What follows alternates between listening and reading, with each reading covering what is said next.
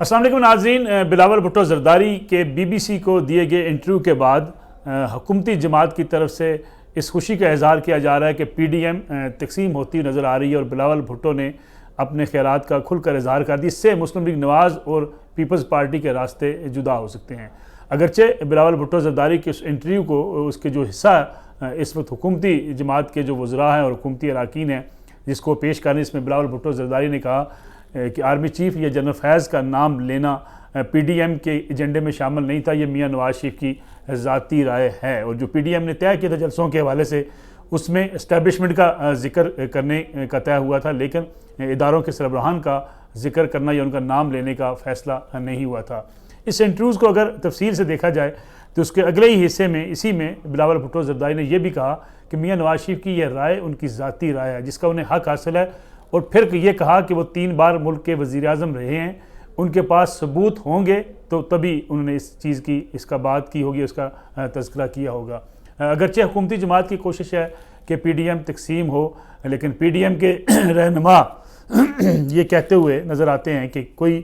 تقسیم نہیں ہے اور نظریات اپنے اپنے جماعتوں کے ہو سکتے ہیں۔ اگرچہ پیپلز پارٹی اس بات کی حامی ہے کہ ایک وسیع تر ڈائلاگ بھی ہو، بات چیت ہو، جو بند گلی میں جانے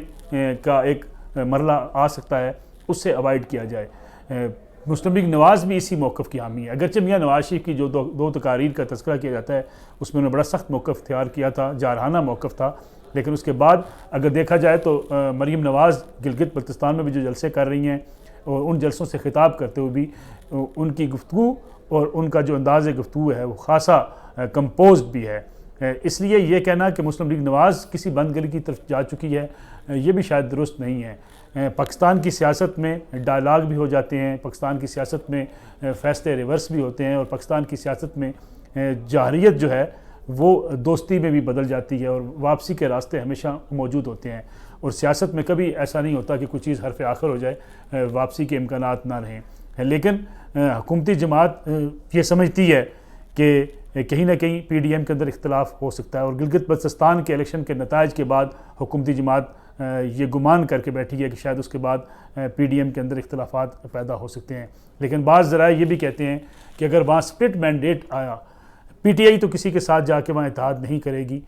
پیپلز پارٹی اور پی ایم ایل این اتحاد کر کے حکومت بنانے کی پوزیشن میں وہاں آ سکتے ہیں اگر ڈیوائیڈ ہو گیا وہاں کا مینڈیٹ۔ لیکن اگر پی ٹی آئی جاتی ہے ان دونوں جماعتوں میں سے کسی ایک جماعت کے ساتھ، جو بعض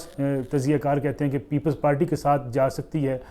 تو شاید اس سے پی ٹی آئی کو بہت شدید نقصان پہنچے گا۔ لیکن اس کے ساتھ ساتھ جو اصل مسئلہ ہے وہ پی ڈی ایم کے اختلافات کا کم ہے، حکومتی جماعت اور حکومتی اتحادی زیادہ ناراض نظر آتے ہیں حکومت کے ساتھ۔ مسلم لیگ قائد اعظم مونس اصلاحی کھل کے جن چیزوں کا اظہار کر رہے ہیں، اور خاص طور پر اگر فنکشن لیگ کی پوری ہسٹری کو دیکھا جائے تو فنکشن لیگ کا ناراض ہونا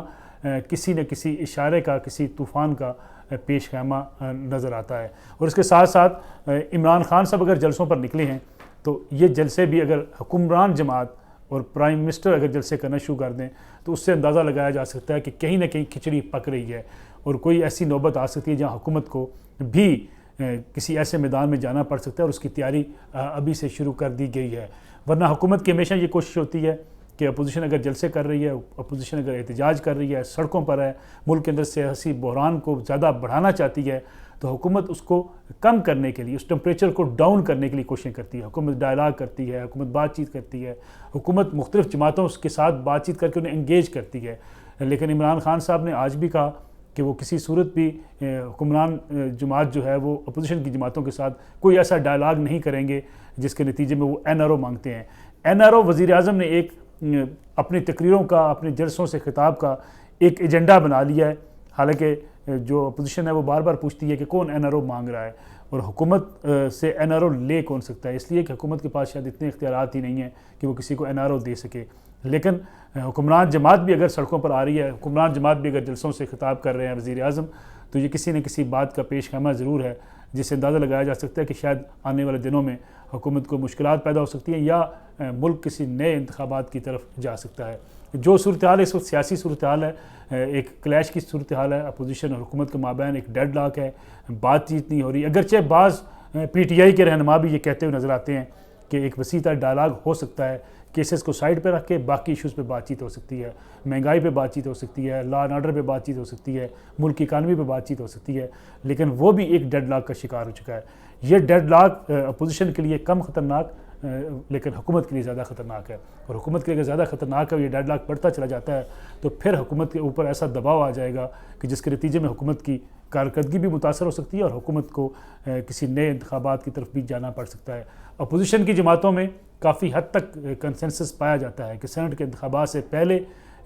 اگر اراکین قومی اسمبلی پیپلز پارٹی مسلم لیگ نواز اور جے یو آئی قومی اسمبلی سے ریزائن کرتے ہیں تو سینٹ کے انتخابات بھی ایک مشکل مرحلہ درپیش ہو سکتا ہے حکومت کو۔ اس لیے اس کے لیے کوششیں بھی کی جا رہی ہیں، مختلف جو مقتدر قوتیں ہیں وہ بھی چاہتی ہیں کہ ایسا ڈیڈ لاک پیدا نہ ہو، کیونکہ ملک کے حالات اس کے متحمل نہیں ہو سکتے۔ اس سلسلے میں مولانا فضل الرحمان سے بھی رابطے کیے گئے، مریم نواز سے بھی رابطے کیے گئے، پیپلز پارٹی سے بھی رابطے کیے گئے ہیں کہ کوئی ایسا ڈیڈ لاک پیدا نہ ہو جس کے نتیجے میں اگر ان تینوں جماعتوں کے اراکین قومی اسمبلی سے ریزائن کرتے ہیں تو پھر سینٹ کے انتخابات بھی التوا کا شکار ہو سکتے ہیں اور ملک کے اندر ایک سیاسی بحران بہت بڑے بحران کو جنم دے سکتا ہے۔ اس لیے اس بات کی کوششیں ہیں، اور بلاول بھٹو زرداری کے اگر انٹرویو کو دیکھا جائے، اگرچہ وہ پی ڈی ایم کے کسی دراڑ کا باعث تو نہیں یہ انٹرویو بنے گا، لیکن پیغام شاید بلاول بھٹو نے بھی یہ دیا ہے کہ وہ وسیع تر ڈائلاگ کے لیے تیار ہیں، اور وہ کم از کم اداروں کے سربراہوں کو نام ان کے لینے کی بجائے اسٹیبلشمنٹ کا نام لے کے ایک ایسا راستہ ضرور چھوڑنا چاہتے ہیں جس کے نتیجے میں کہیں نہ کہیں بات چیت ہو سکے اور کوئی درمیانی راستہ نکل سکے۔ اب دیکھنا یہ ہے کہ اگر کوئی درمیانی راستہ نہیں نکلتا، جہانگیر ترین واپس لوٹے ہیں، حکومت ان کے خلاف کارروائی نہیں کرتی کیونکہ شوگر سکینڈل میں ان کو مورد الزام ٹھہرایا گیا تھا، اور جہانگیر ترین جو اب تک ان کے خلاف جو کارروائی نہیں بھی ہوئی، اس کے بعد بھی اگر جہانگیر ترین موجود رہتے ہیں تو ان کا کردار کیا ہوگا؟ کیا وہ جو عمران خان صاحب سے ناراض تھے اور دعویٰ کرتے تھے کہ عمران خان صاحب سے اس ناراضگی کا بدلہ لیں گے، بدلہ لینے آئے ہیں، یا